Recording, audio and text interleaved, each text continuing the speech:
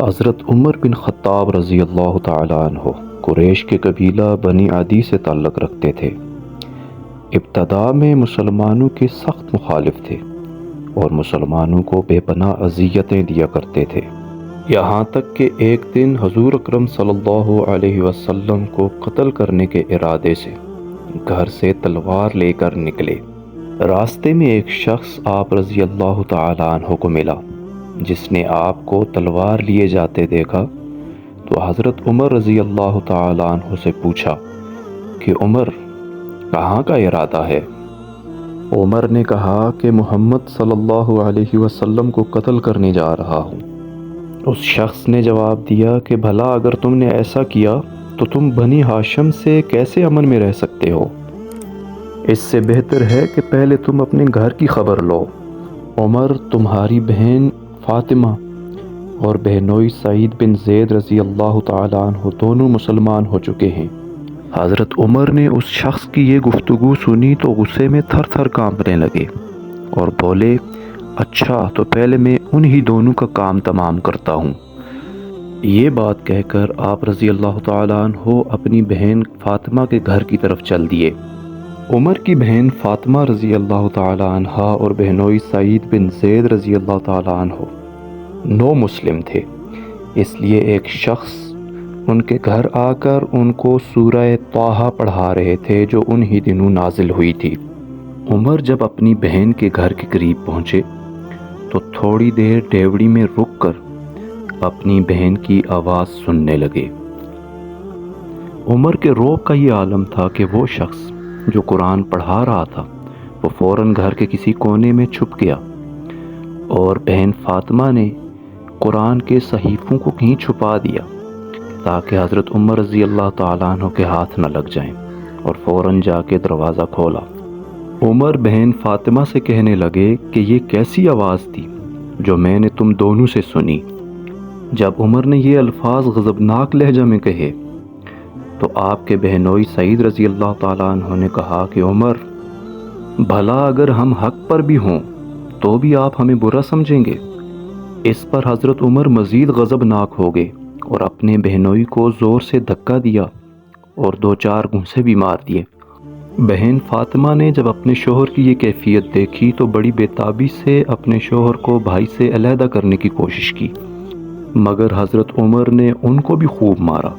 اور دل کا غبار نکالا، یہاں تک کہ ان کا چہرہ لہو لہان ہو گیا۔ فاطمہ رضی اللہ تعالیٰ عنہ بھی حضرت عمر کی بہن تھی، ایمان کی اتنی پکی تھی کہ حضرت عمر رضی اللہ تعالیٰ عنہ سے کہنے لگی، چاہے تم ہمیں جان سے بھی مار دو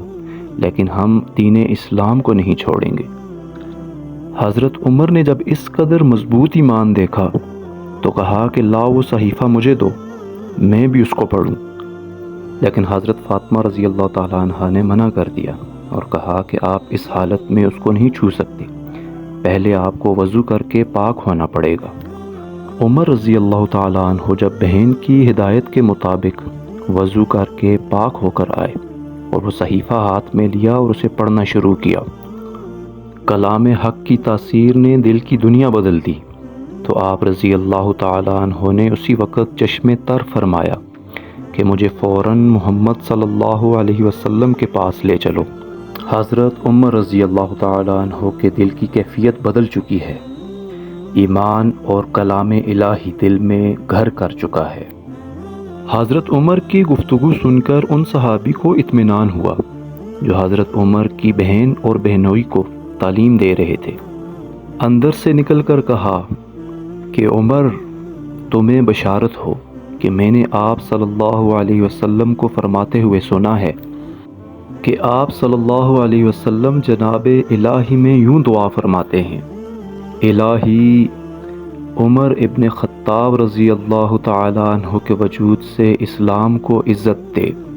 حضرت عمر رضی اللہ تعالیٰ عنہ اس بدلے ہوئے دل کے ساتھ حضور اقدس صلی اللہ علیہ وسلم کی خدمت میں حاضر ہونے کے لیے چل دیے۔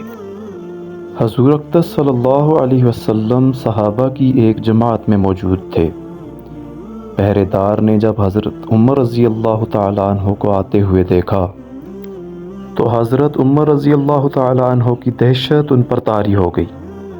اور فوراً جا کے اطلاع کی کہ عمر رضی اللہ تعالیٰ عنہ تلوار کے ساتھ دروازے پہ موجود ہیں۔ حضرت حمزہ رضی اللہ تعالیٰ عنہ نے کہا کہ اللہ تعالیٰ اگر حضرت عمر رضی اللہ تعالیٰ عنہ کے ساتھ بھلائی کرنا چاہتا ہے تو اس کو اسلام کی ہدایت دے گا، اور اگر خدا نے اس کے علاوہ کوئی بات چاہی ہے تو عمر کو قتل کر ڈالنا ہم پر کوئی مشکل نہیں ہے۔ حضور اکرم صلی اللہ علیہ وسلم کو حضرت عمر رضی اللہ تعالیٰ عنہ کے آنے کی خبر پہنچی تو آپ صلی اللہ علیہ وسلم باہر تشریف لے کر آئے اور حضرت عمر رضی اللہ تعالیٰ عنہ کے کپڑے کو پکڑ کر فرمایا کہ عمر تم اب بھی باز نہ ہوگے، اور پھر آپ صلی اللہ علیہ وسلم نے وہی دعا مانگی کہ الہی عمر بن خطاب رضی اللہ تعالیٰ عنہ کے وجود سے اسلام کو عزت دیجیے۔ جو ہی حضور اکرم صلی اللہ علیہ وسلم کی زبان مبارک سے یہ کلمات نکلے تو حضرت عمر رضی اللہ تعالیٰ عنہ بے ساختہ پکار اٹھے، اشہد ان لا الہ الا اللہ و اشہد انک رسول اللہ۔ حضرت عمر رضی اللہ تعالیٰ عنہ کا اعلان سنتے ہی سامنے موجود تمام مسلمانوں نے اللہ اکبر کا نعرہ بلند کیا، جو کہ تمام مکہ والوں نے سن لیا۔ مکہ میں حضرت عمر رضی اللہ تعالیٰ عنہ کے رعب اور دبدبے کا یہ عالم تھا کہ حضرت عمر نے مسلمان ہوتے ہی باقی تمام مسلمانوں کو ساتھ لے کر کعبہ میں علل اعلان نماز پڑھی، اور کسی میں جرت نہ ہو سکی کہ ان کو روک سکے۔ ہجرت مدینہ کا آغاز ہوا تو مسلمان چوری چھپے گھروں کو خیر آباد کہہ کر مدینہ چلے جاتے تھے، لیکن حضرت عمر رضی اللہ تعالیٰ عنہ 20 مسلمانوں کو ساتھ لے کر اعلانیہ نکلے اور قریش کو مخاطب کر کے کہا کہ جس نے اپنے بچوں کو یتیم کروانا ہے یا اپنی بیویوں کو بیوہ کروانا ہے تو وہ آئے اور عمر کا راستہ روکے۔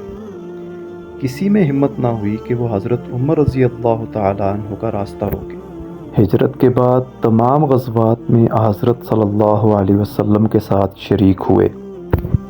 اکثر اوقات حضور اکرم صلی اللہ علیہ وسلم حضرت عمر رضی اللہ تعالیٰ عنہ سے مشورہ بھی لیا کرتے تھے۔ خلیفہ اول کے دور میں بھی آپ رضی اللہ تعالیٰ عنہ مشیر اعلیٰ کے طور پر کام کرتے رہے۔